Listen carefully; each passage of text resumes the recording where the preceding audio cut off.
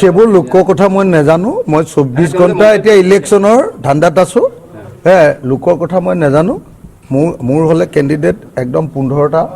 মানে বাকীবিলাকতো আমাৰতো এনেই 43টা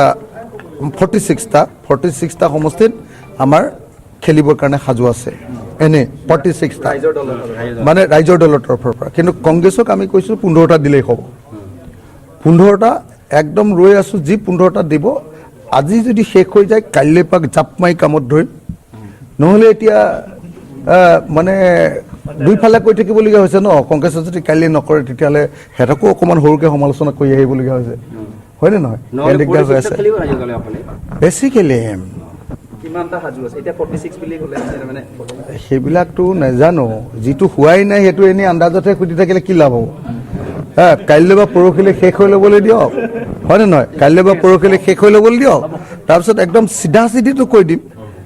মোক গৌৰৱ গগৈয়ে কৈ থৈছে যে 19 তাৰিখৰ ভিতৰত কথা বাৰ্তা শেষ হ'ব আজি 19 তাৰিখ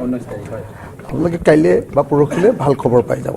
কাইলৈ বা পৰহিলৈ আপোনালোকক আমি ফাইনেল খবৰটো দি দিম ফাইনেল খবৰটো কাইলৈ বা পৰহিলৈ দি দিম তাৰপাছত নিজৰ প্ৰাৰ্থী ঘোষণা হ'ব নেকি নাই কি খবৰটো আপোনালোকে গম পাই যাব কাইলৈ বা পৰহিলৈ আমি খুব ধুনীয়াকৈ ফাইনেল খবৰটো দি দিম আপোনালোকে ভাল খবৰ পাব চবেই ভাল খবৰ পাব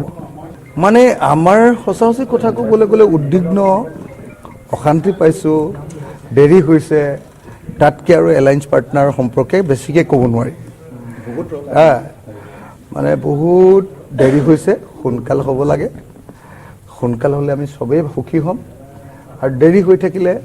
চবৰে মানুহৰ মনহে কেতিয়াবা খং উঠিব টানকৈ ক'ব কোনোবাই হয়নে নহয় গতিকে আমি সোনকালে হোৱাৰ কাৰণে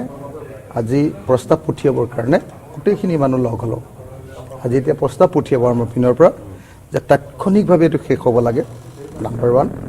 2 নম্বৰ তাৎক্ষণিকভাৱে একেলগে কাম কৰা আৰম্ভ কৰিব লাগে সোনকালে শেষ হ'ব লাগে আৰু মানে একদম টোপনি নধৰা হৈ গৈছে ন যদি শব্দটো কমাইছে নেকি কৰবাত টোপনি নাইকিয়া হৈ গৈছে শেষ কৰিব লাগে এইটো আপোনালোকে কংগ্ৰেছক সুধিব লাগিব মোক সুধিলে মোক ক'ৰ পৰা ৰিজাল্ট পাব মোক লাগে শেষ কৰিব লাগে বাকীটো আপোনালোকে কংগ্ৰেছক সুধি ল'ব কেলেনো তেওঁলোকে দেৰি কৰে